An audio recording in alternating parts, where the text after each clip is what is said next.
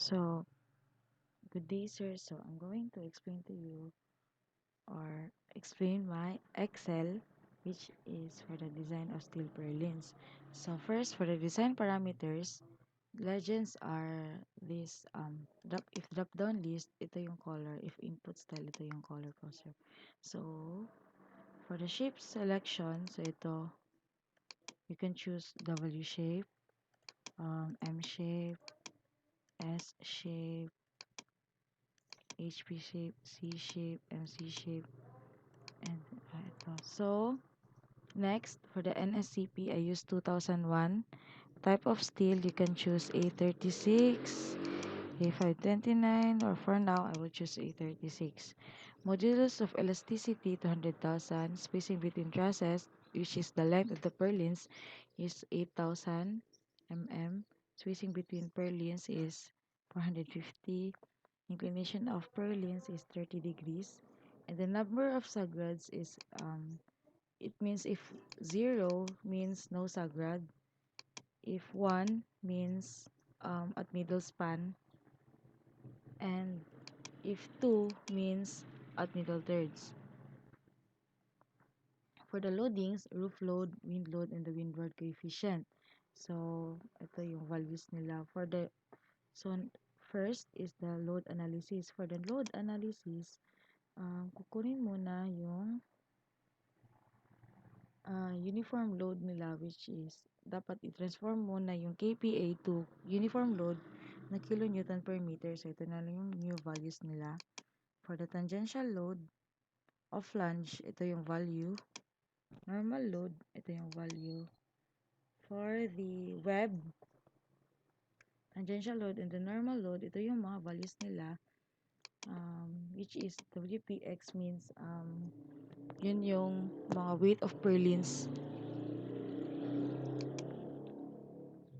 And then, weight of purlins, ito lahat for the web. And then, for the top 5 probable steel purlins properties, which is HP 200. So, dito yan makikita po, sir. So, 200 by 53, 250 by 85, 310 by 110. So, lahat ng top 5 na gusto mong kunin is makikita dito. So, if you want to use W shape, so ito yung value na makikita. So, for example, we will use W shape. So, for the W shape, design of flexural stresses, maximum flexural stress about major axis, which is the x-axis, ang actual flexural stress of which, or the FBX, are these values. So, which is ang pagkuha ng W nito, ng MX nito, which is considered as simply supported beam. So, WL squared over 8 yung value nila. So, for the FBX, which is the allowable bending stress, or the 0.66 Fy, so it should be, the actual flexural stress should be less than or equal to 0.66 Fy. So, lahat sila safe. And then, maximum actual flexural stress about minor axis at y-axis. So, ito na yung values nila for the flange and the web. So, iba yung pag-analyze sa flange and sa web. For the flange, so kukunan muna yung actual flexural stress for the flange alone.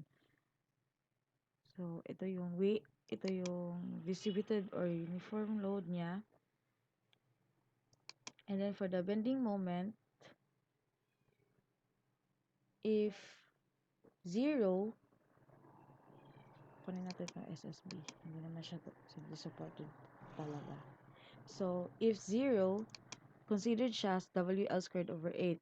But if the number of sagrads is equals to 1, means at midspan yun. So, WL squared over 32. But if number of sagrads is equals to 2, WL squared over 90 yung MY niya. So, for the actual flexural stress, ito yung values niya of flanges.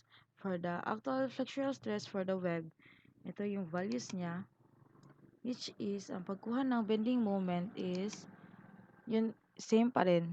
If 0, yun, WL squared over 8. If 1, number of subgrads, WL squared over 32. If the number of subgrads is equals to 2, or the middle thirds, WL squared over 90 yung moment. So for the allowable bending stress, the value is 0.75 Fy, and the value of the actual flexural stress at y-axis, actual, is i-add mo lang yung value ng FBY, FL ng flange, and the FBY at web. So, adding these two, ito yung makukuha na value, and it should be less than or equal to the FBY. Since lahat naman sila ay less than, so safe dito, lahat sila ay safe. For the total actual bending stress induced on purlins, i-add mo lang ang value na FBX and the FBY. The actual flexural stress FBX and the actual flexural stress FBY. So, ito na yung value ng FB. For the adequacy of spacing, so my interaction formula, which is the actual flexural stress at X over 0.66 Fy plus actual flexural stress at y-axis over 0.75 Fy should be less than or equal to 1. So, since lahat sila dito, itong apat na to ay greater than 1, so not safe sila sa adequacy of spacing. So, ito lang yung isang nag less than 1, so siya lang ang naging safe. So, the value for the design summary is W310 by 28.3. So, what if, so ito na yung summary ng FBX niya, summary ng FBY niya, summary ng FBX plus FBY, or the total actual bending induced on purlins, and the adequacy of spacing, which is 0.8358, which is safe yung remarks niya. So, what if hindi W shape yung kukunin ko? What if M shape? So, for the M shape, since tatlo lang sila pumasa, so tatlo lang din ang makikita dito. So, walang pumasa kasi not safe sila greater than 1 yung adequacy of spacing.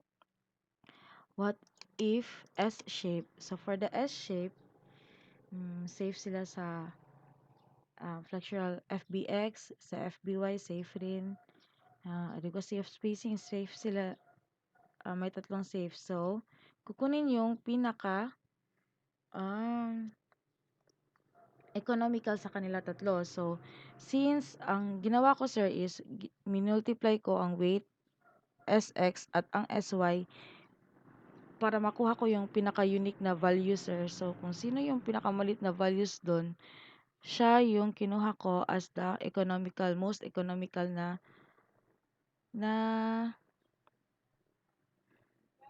area. Since may mga cases na same yung mga values ng mga area, SX, so ang ginawa ko, minultiply ko sila tatlo, itong tatlo, the value SX at ang SY, to have a value of na unique value, sir. So, since yung pinakamaliit sa kanila lahat is si 250 by 37.8 at safe siya sa adequacy of spacing, FBX, FB, sa lahat, FBY. So, ito yung pumasa. For the design summary, ito yung values niya. So, what if hindi naman S shape, HP shape? So, ang pumasa is pumasa sila lahat. So, yung kinuha lang dito, yung pinakamaliit na value, which is 200 by 53, siya ang may maliit na economical value. So, siya sa design summary. And then, for the channel, isa lang yung pumasa. So, siya lang din dito sa design summary. For the MC shape,